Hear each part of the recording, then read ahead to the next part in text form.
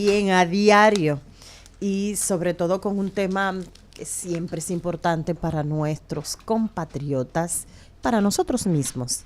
Es asesoría en materia de migración y por eso damos la bienvenida a nuestra consultora Jennifer Meléndez, allende los mares, pero siempre con la precisión y el acompañamiento. Buenos días, Jennifer. No lo escucho. Sí, sí, ahí estamos. Sí, ahora te escuchamos, Jennifer. Pues hoy voy a tocarles dos temitas que están básicamente en boga acá en los Estados Unidos y es el tema del Real ID Act y también pues un nuevo proyecto de ley que se ha sometido hace unos días por el senador de Arizona, el senador Gallegos.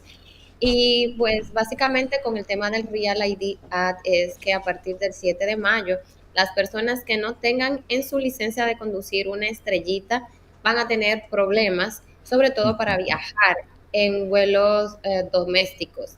Pero la realidad es que se espera también, sí, vuelos internos, se espera también que eso va a afectar no solamente los vuelos internos, sino que va a ser más fácil identificar a las personas cuando estén manejando, porque lo que sucede es que hay estados que tienen licencias de conducir para personas que no tienen estatus. Entonces, básicamente, va a haber una diferenciación entre estas licencias de conducir o entre estos documentos de identificación. Y también hay personas que comentan que puede ser que los bancos también pongan algún tipo de trabas, lo cual todavía desconozco si está sucediendo algo o no, pero es lo que se comenta. Perdóname, ¿pero eso es para los residentes o para todos los ciudadanos norteamericanos? Para todas las personas que están en Estados Unidos, incluso, por ejemplo, una persona que tiene un visado, esta persona tendría que tener una licencia que tenga una estrella. La diferencia, por ejemplo, una persona que tenga un visado de no migrante, vamos a decir un visado de estudiante, esa persona va a tener una licencia temporal, pero tendría la estrellita. O sea que el ID de Donald Trump va a tener una estrella. ¿Es así? Exactamente. Ya, exactamente. Nos volvimos locos. Entonces, por ejemplo, si una persona no tiene estatus y vive, en ejemplo, en California, que California les da identificación a personas sin estatus, esa licencia o ese ID no va a tener una estrella. Entonces, como no va a tener una estrella, va a ser fácil de identificar por cualquier autoridad que lo detenga o la detenga. Y lo mismo pasa en los aeropuertos, no van a poder viajar. E incluso ya en las páginas de las líneas aéreas les dejan saber que si no tienen un ID con una estrellita no van a poder viajar. Y de por sí, cuando se comenzó a implementar eso, hubo muchísimas detenciones en los aeropuertos. Jennifer, un tema que vamos a tener aquí, que seguro va a producirse, es el tema de la regularización. ¿Cuál es la experiencia regularización de extranjeros con fines de trabajo? ¿Cuál es la experiencia que tú tienes en materia migratoria, en materia de permiso o de visa, para, como California que mencionaste, para ese estatus temporal de esos trabajadores? ¿Cómo se hace eso? Bueno, mira, eso es una propuesta que está, incluso la administración de Trump está hablando sobre el tema de la posible regularización. La verdad es que todavía no se ha dicho más nada de que van a intentar regularizar. Estos empleadores que están hablando son la mayoría de los que están en el sector de la agricultura y en el sector hotelero. La realidad es que esa visa ahora mismo es la H2B y la H2A. Entonces, decirte a ti exactamente qué van ellos a ver como solución, no sé si es que van a incrementar el número de estos visados o que si ciertamente a los que ya están aquí le van a buscar una vía, porque de acuerdo con lo que está ahora mismo en las leyes de migración, una persona con un día sin estatus no puede tener un visado de trabajo. Entonces, definitivamente se tienen que sentar y de verdad ver si de verdad van a hacer algún tipo de reforma o excepción, porque la realidad es que personas con un día sin estatus no califican para un visado de trabajo. Y estos visados de trabajo son 66,000 al año, o sea, son muy pocos visados. Ya. Imagínate, eso es un abrir y cerrar de ojos, sí. Ya nos quedamos sin visado. Okay. Volviendo, Jennifer, al ID con la estrellita para poder viajar en territorios de un estado a otro en los Estados Unidos. Eso es con los residentes, con los estadounidenses allá si yo, por ejemplo, estoy en Nueva York y quiero viajar de Nueva York a Atlanta, a Chicago, ¿qué yo debo presentar entonces en un vuelo? Bueno, en tu caso, tú tienes la visa de turista, entonces tú vas a tener tu pasaporte y tu I-94, que es un documento que se genera electrónicamente cuando entras a los Estados Unidos, va a establecer que tú tienes una entrada legal y que tu estadía todavía está vigente. Eso es básicamente lo que vas a necesitar cuando eres una tu persona. Pasaporte. Tienes que andar con él. Sí. Ok. Ya. Jennifer, estas resoluciones están contenidas, amarradas a capítulos constitucionales, o podrían ser decisiones administrativas que posterior a un gobierno de Donald Trump fueran eliminadas. Mira, la realidad es que el Real ID Act, eso está desde el 2005 tratando de implementarse. Eso es una ley que cuando yo comencé a ejercer se estaba discutiendo. Entonces, ¿por qué ha tardado tanto en implementarse? No lo sé. Mira, cuando Trump estuvo en la primera administración en el 2017, incluso estados pidieron extensión en ese entonces y se les dio casi un año de extensión y luego lo mismo, siempre, o sea, te digo honestamente, desde que comencé a ejercer, los aeropuertos tienen estas publicaciones de que dentro de tanto se va a implementar el Real ID Act. O sea, han ido postergando hasta que finalmente sí hubo una fecha. La realidad es que es una ley. Real ID Act significa que es una orden ejecutiva. No es una decisión del Congreso. No es una ley. Cuando se llama Act es que realmente es una ley. Y sí, fue perdón, pasado. Sí, sí. Fue pasado por la Cámara de Representantes y el Congreso. Jennifer, y hablando de esto, dígame. Sí. No, dilo, después te pregunto. Sobre el tema del proyecto, básicamente yo honestamente, si me preguntan qué opino, para mí eso es otro intento fallido de hacer algún cambio. Realmente desde que también estoy ejerciendo se ha intentado someter proyectos de ley y estos siempre caen, ya sea en la Cámara de Representantes o en el Senado. El senador Gallegos lo que propone, entre muchas cosas, es cambiar como que el mecanismo de incluso de protección en las fronteras, ponerlo mucho más tecnológicos. También él propone que se incrementen estas cuotas de visados para que así haya más opciones para migrar, porque como estábamos hablando con el tema de la visa H2B, H2A son muy pocas visas y al final del día obviamente no es que existan muchas opciones para migrar legalmente a los Estados Unidos. Y también se está perdiendo un poco, Jennifer. Por favor, a ver. El senador Gallego, que no es gallego, por supuesto. Ese es su apellido. La pregunta es, Jennifer, con la presidenta Sheinbaum de México, la presión migratoria en la frontera norte en la frontera con Estados Unidos, la presión ha bajado. Sí, ¿cómo se sigue entrando desde México hacia Estados Unidos? ¿Bajo qué mecanismo? A ver, el número de personas que la presión que había bajado, innegablemente. Porque el número, o sea, de miles, estamos hablando que de cientos, estoy tratando de recordar el número, creo que eran como 150,000 para el momento de los 100 días de anteriormente para el presidente Biden, y ahora mismo creo que 7,000 personas intentaron, entonces evidentemente sí, la presión para México ha bajado, pero la realidad es que es el miedo que se ha generado debido a las políticas y medidas que se han tomado es lo que ha generado que la gente intente menos entrar por la frontera. Esa es la realidad.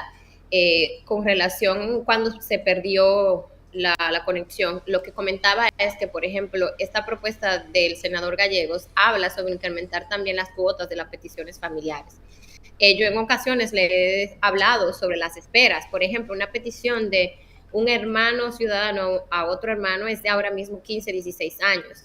Y si pido a un hijo, siendo yo ciudadana, mayor de edad, casado, le espera de 13 y 14 años. O sea, es una locura.